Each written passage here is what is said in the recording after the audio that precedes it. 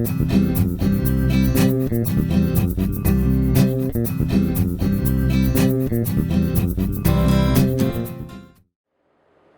everyone, I'm Maggie Weldon from maggiescrochet.com, and in this video Christina is going to show you how to use tiger tape and use it on a project that requires holes to be like put into a fabric.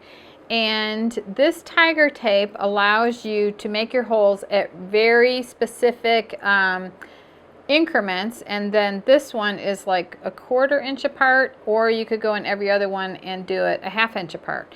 And this stuff is amazing, and you can put it down and peel it up, I know, at least twice, and you might be able to do it 3 times. And this would also be really good for all the t-shirt dress projects that we have on maggiescrochet.com. And so this project I'm working on for my future grandchild, hopefully. So this, I used the tape and I put it all the way around, and on the corners I did every mark, and then along the straight edges I did every other mark. So Christina will show you everything on how to use this tape, and it is amazing, and this is available at maggiescrochet.com. And I want to thank you very much for watching, and the links to everything are listed below, and please subscribe to our YouTube channel. Thank you.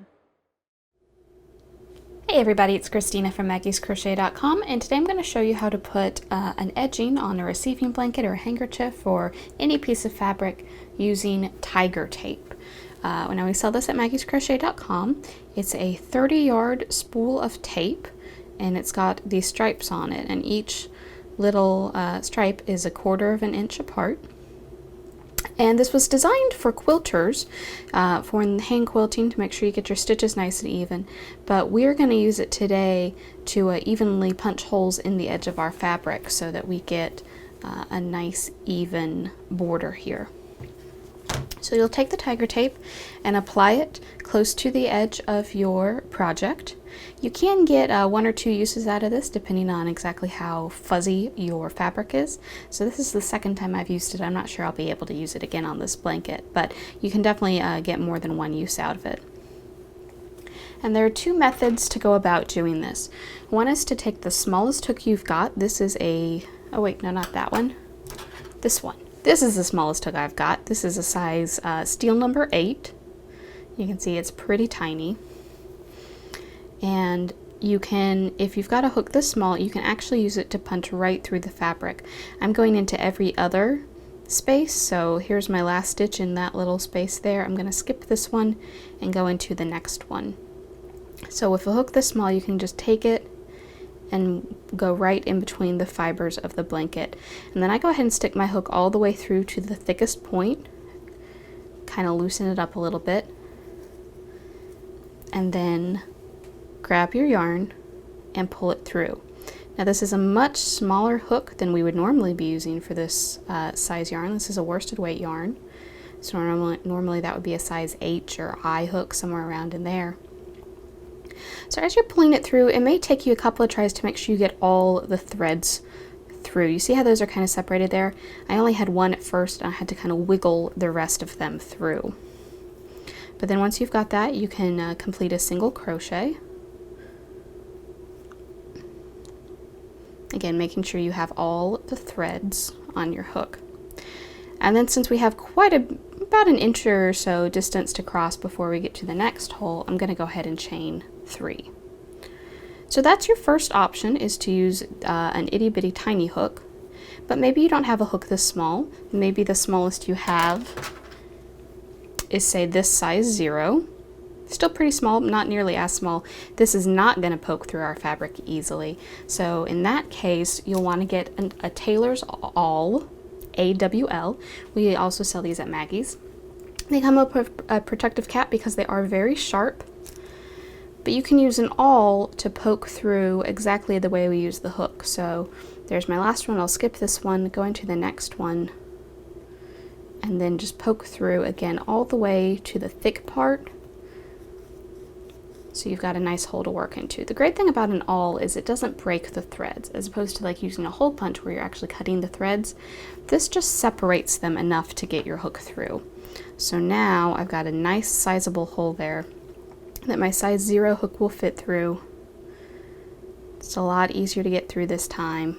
And then I can single crochet and chain 3.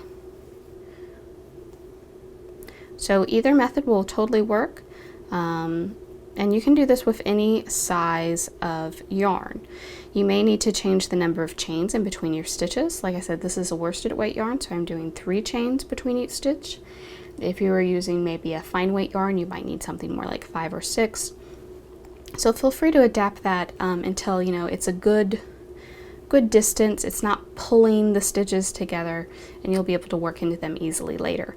Of course, for the second round, you can use whatever hook size is appropriate for your yarn because you don't have to worry about punching the holes anymore. So we're going on every other one around the edge. Once you get to the corner, we'll be going into each marked stitch and probably try to get about 9 or 10 around the corner. Let me show you one that's already done. So you can see here, these stitches are further apart, and then as we get closer to the corner, the stitches are closer together. And I think it's 10 stitches here to the corner. The exact number, it doesn't matter, but try to keep it consistent across your project. Let's see what else. That's pretty much it. So you can choose to use either a really tiny hook to poke your holes or a tailor's awl. And then chain in between each single crochet. Like I said, for this worsted weight yarn, I did three loose chains with my small hook, but you can adjust that depending on exactly how big your yarn or thread is. Well guys, I hope that this video has been helpful to you. If you have any questions about this project or the tiger tape, you can certainly ask them down in the comments below, and there'll be links to all the materials for this project down in the description. Thanks for watching.